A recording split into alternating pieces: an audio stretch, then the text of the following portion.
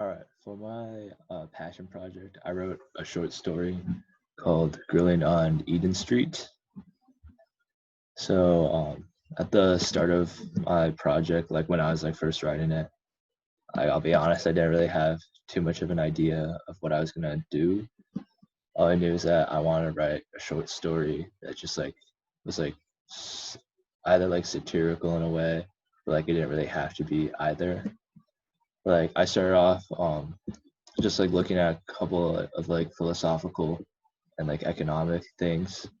Like for example, I just like kind of went through, found like an online college course like resources, just like about like philosophy. And one of the things that really interested me was this section about God. So um, like this stuff hasn't like this was sort of about the start of the project. I didn't really like tie in until like further on, but I was still kind of stuck at like a loss of what to do to like actually write about. Like I first like thought about like this sort of like Huckleberry Finn sort of like adventure of just some guys like exploring America in like a truck, but I just like didn't really get that spark that like made me want to write. But then one day I was just like grilling with my friends, and then one of them was like, "What if God is a boomer that likes to grill?" And then for some reason that just like really inspired me. So during this process, I also I started reading East of Eden by John Steinbeck. I won't really like spoil the book for anyone, but it's just like there's a lot of like there's a reoccurring like biblical theme. So I thought I would apply that to my short story.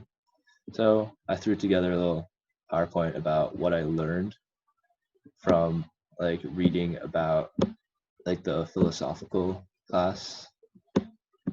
So yeah. So this is God in the contemporary West, because like Middle Ages God arguments were like really weird. Like some of them were like the like for example like the East and the West Church like argued about whether or not you could use yeasted bread for communion. There's some really weird stuff. Either way, um, there's some arguments for the existence of God. One of them is based on sheer probability, that looking at the conditions of our universe and the fact that it would be very unlikely for like all of these conditions to just happen naturally, there must be the likelihood is higher that there's a God who uses intelligent design. On the surface, this like kind of seems right, but it's just like you can't argue for a being based on like sheer probability, right? It's like this is kind of like Western thinking, right? You just have to like be able to prove it. Another argument for the existence of God is cosmological. This one is saying that since everything in the universe is a series of dependent events that happen kind of based off of one another, there must be an entity outside of the series that, which would be God, that is like the explanation for everything. And this one is like a pretty solid one. There was also one that I forgot to include, but it's called Pascal's wager. It's not really a proof for God, more as it is a reason why you should believe in God. Uh, what Pascal says is essentially that if you don't believe in God, but God is real, you essentially lose your chance at eternal salvation. But if you do believe in God, and even if God isn't real, then you lose little to nothing. Again, it doesn't really prove that God is real, but it's mostly saying, oh, you should believe in God because you could be damned to eternity in hell. One of the major criticisms for God's existence, is the problem of evil. This is one of like the classic criticisms for God's existence, since most Christians will say without a doubt that God is all powerful, all knowing, and all good. But the simple fact is that God still exists. That evil still exists in this world, which would not happen if God was both all-powerful, all-knowing, and all good. Well, yeah, since this is such a classic argument against God's existence, there's been a ton of like refutations for it. And one of the most popular ones is the free will defense. They essentially say that God gave us free will, which in turn gave us the capacity for moral evil. And it's so it essentially argues that if God made man sinless, then man could not be free. So this works really well for the church, because you can basically just blame everything on those suckish humans and still say that God is super wise and incredible and all powerful, all knowing, and all good, because it just like sends this moral imperative for freedom as opposed to evil. Right, but since this argument is saying that if God gave us free will so we could impose both moral good and moral evil, one of the most obvious criticisms is, why doesn't God prevent natural disasters then? Since no moral good can come from natural disasters, which means that like, why would God do that if he truly cared about his creations that much? Another criticism is determinism, which is that there is no free will in the first place. I actually kind of subscribe to determinism in a sense, because most of your current decisions are based on your past actions, and those past actions are like based on how you live. How you live are based on like your parents and your events around you, and those stuff are based on other stuff. It just goes further back and further back, where every single thing works that way.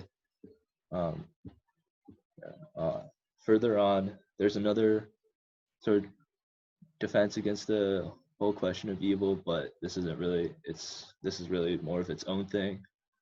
So deism and the watchmaker analogy. Deism kind of sprung up in the 17th and 18th century as a result of the Enlightenment era, and it essentially says that God created the universe and established strict natural and moral rules, but kind of like dipped and hasn't really intervened since with either miracles and other stuff. This isn't really exactly Christianity, but at the same time, this still explores the argument of God. So one of the more one of the proofs that are championed by the deists is the watchmaker analogy by Paley. It essentially says that the universe is to God as the watch is to a watchmaker. It'd be like if you were stumbling around in a forest and you found a watch there, that must mean that there was a watchmaker who made that watch. Yes, it's essentially saying that just look at the universe around us and look, there must be someone who made that universe. Right? It's essentially saying that the universe is proof in and of itself that God exists. So some major criticisms to this is more about the fact that like we have no other universe to compare ours to, and it's like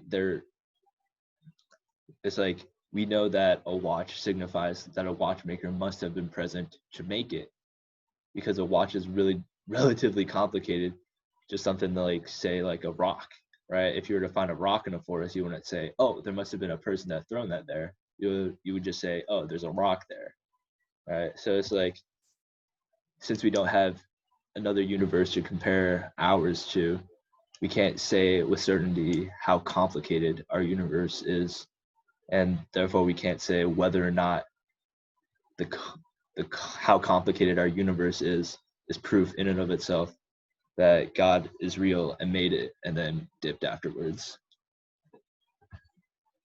All right, so next is pantheism and transcendentalism, Mr. Ide's favorite. So pantheism sort of arose in the Romanticism period after the whole deist and watchmaking stuff. So essentially, it's the belief that God and the universe are the same, and that like the universe is essentially God's essence. This isn't a new concept by any stretch, but it was kind of put more into words during this period. So transcendentalism seemed to be closely tied to this belief in the sense that transcendentalists held this special regard for nature. Both Emerson and Thoreau wrote about a respect for nature and about how there's a little piece of God in every single living being. And that kind of concludes the little presentation about God. I don't really want to be like presumptuous here.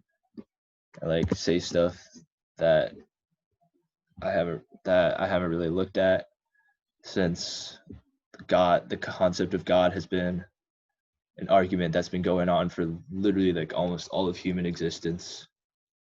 There's something I would like to add, but this whole deism and watchmaking analogy was really supported by the scientific revolution that happened after the Enlightenment.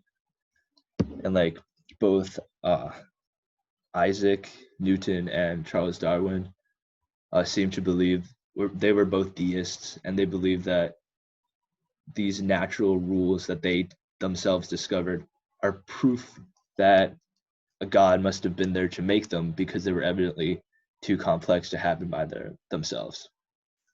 So that kind of concludes this little section about God. I don't really want to like spend too much time on it, considering that it has been talked about for a lot by much more qualified people than a 17-year-old high schooler. Here's my short story. I'll give like a brief rundown. But there's this guy named Adam, and someone invites him to a Memorial Day barbecue. But that guy claims to be God, and Adam is disbelieving, as most people would be if they were invited to a Memorial Day barbecue by someone who called themselves God. So he goes there to check it out because he really has nothing better to do, because he's kind of like a loser who's unemployed and kind of like that. Yeah. So yeah, you guys should read my story. I'll link it below in the comments.